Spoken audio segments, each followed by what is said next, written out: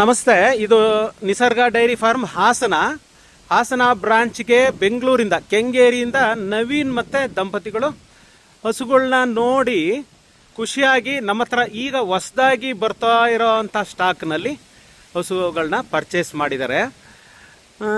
ನಮಗೆ 29ನೇ ತಾರೀಕು, ಈ ತಿಂಗಳು 29ನೇ ತಾರೀಕು ಹಸುಗಳು ನಮ್ಮ ನಿಸರ್ಗ ಫಾರಮ್ಗೆ, ನಮ್ಮ ನಿಸರ್ಗ ಡೈರಿ ಫಾರಮ್ಗೆ ಬೆಂಗಳೂರಿಂದ ಹಸುಗಳು ಬರ್ತವೆ.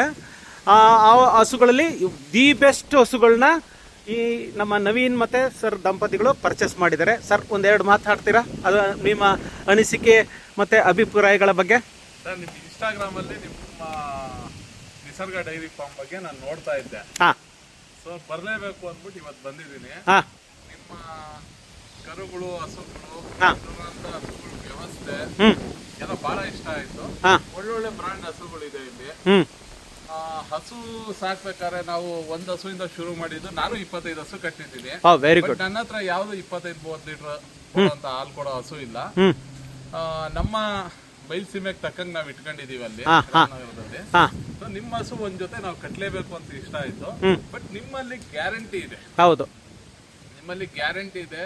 ಮತ್ತೆ ನೀವು ಕೊಡುವಂತ ತಿಳುವಳಿಕೆನ ಈಗ ಹೊಸದಾಗಿ ಬಂದು ಸಾಕ್ತೀನಿ ಅನ್ನೋರು, ಇಂಟ್ರೆಸ್ಟ್ ಇರೋರು, ನಿಮ್ಮಂತವ್ರ ಗೈಡ್ನೆಸ್ ಸಿಕ್ಕಿದ್ರೆ ತುಂಬಾ ಒಳ್ಳೇದು. ಹೌದು ಸರ್. ಈಗ ನಾವು ಶುರು ಮಾಡಿದ್ ಹೊಸಬ್ರೆ 1ರಿಂದ 25 ಹಸು ಮಾಡಿದೀವಿ.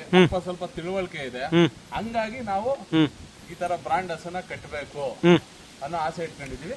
ಬಟ್ ಎಲ್ಲಾರ್ಗು ಆಸೆ ಇರುತ್ತೆ 50 ಲೀಟ್ರು 30 ಲೀಟ್ರು ಒಂದ್ ಟೈಮ್ ಕೊಡೋಂತ ಹಸು ನಾವು ಕಟ್ಟಬೇಕು ಅಂತ. ಬಟ್ ಒಳ್ಳೆ ಕ್ವಾಲಿಟಿ ಹಸುಗಳು ಎಲ್ಲಾ ಕಡೆ ಸಿಗಲ್ಲ, ಮೋಸ ಆಗುತ್ತೆ. ಹೌದು. ಬಟ್ ನಿಮ್ಮಲ್ಲಿ ನಂಬಿಕೆ ಇದೆ ನಮ್ಗೆ. ಹೌದು. ಇಲ್ಲ, ನೋಡಿ ಸರ್, ಒಂದು ಸಣ್ಣ ಮಾಹಿತಿ ತಿಳಿಸ್ಬಿಡ್ತೀನಿ. ನಿಮಗೆ ತುಂಬಾ ಆಸಕ್ತಿಯಿಂದ ನೀವು ಎಲ್ಲ ಕೆಲಸಗಳನ್ನು ಬಿಟ್ಟು ಇಲ್ಲಿಗೆ ಬಂದಿದ್ದೀರಾ, ಬೆಂಗಳೂರಿಂದ ಹಾಸನ ಬಂದಿದ್ದೀರಾ. ಕೆಲವರು ನಮ್ಮಲ್ಲಿ ನಾವು ಈಗ ಕಳೆದ 5 ದಿವಸದಿಂದ 50,000 ಸಬ್ಸ್ಕ್ರೈಬರ್ನ ಸೆಲೆಬ್ರೇಷನ್ ಮಾಡಿದ್ದೀವಿ. ಅದರಲ್ಲಿ ಕೆಲವರು ಇದ್ದಾರೆ, ಏನಂತ ಹೇಳಿದರೆ ಟೈಮ್ ಪಾಸ್ಗಿರೋವಂಥ ವ್ಯಕ್ತಿಗಳಿದ್ದಾರೆ. ಅವ್ರಿಗೆ ಏನಾಗುತ್ತೆ, ನನ್ನ ಅನಿಸಿಕೆ ಪ್ರಕಾರ ಬೀಡಿ ಸೇದಕ್ಕೂ ಕೂಡ ದುಡ್ಡಿರಲ್ಲ. ಅವನೇನು ಮಾಡ್ತಾನೆ, ಬೇಕಾಗಿರೋದು ವಿಚಾರ ಬಿಟ್ಟು ಬೇಡದೇ ಇರೋ ವಿಚಾರನ ಏನಂದ್ರೆ ಅವ್ರಿಗೆ ಗೊತ್ತಿರೋದ್ನ ಅವ್ರು ಹೇಳಿರ್ತಾರೆ. ಬಟ್ ಇದ್ರನ್ನ ಕರೆಕ್ಟ್ ಆಗಿ ತಿಳ್ಕೊಡ್ರೆ ಹಸುನಲ್ಲಿ ಯಾವ ಹಸು ಕಟ್ಟಬೇಕು, ನಾವು ಎಷ್ಟು ಹಸು ಕಟ್ಟಬೇಕು ಅನ್ನೋ ಒಂದು ಜ್ಞಾನ ಇದ್ರೆ ಖಂಡಿತ ನಾವು ಒಂದು 10 ರೂಪಾಯಿ ಉಳಿಸ್ಬೋದು. ಖಂಡಿತ ಸರ್, ಲಕ್ಷಾಂತರ ರೂಪಾಯಿ ಉಳಿಸ್ತಿಲ್ಲ ಅಂದ್ರು ಒಂದು 10 ರೂಪಾಯಿ ಉಳಿಸ್ಬೋದು. ಖಂಡಿತ.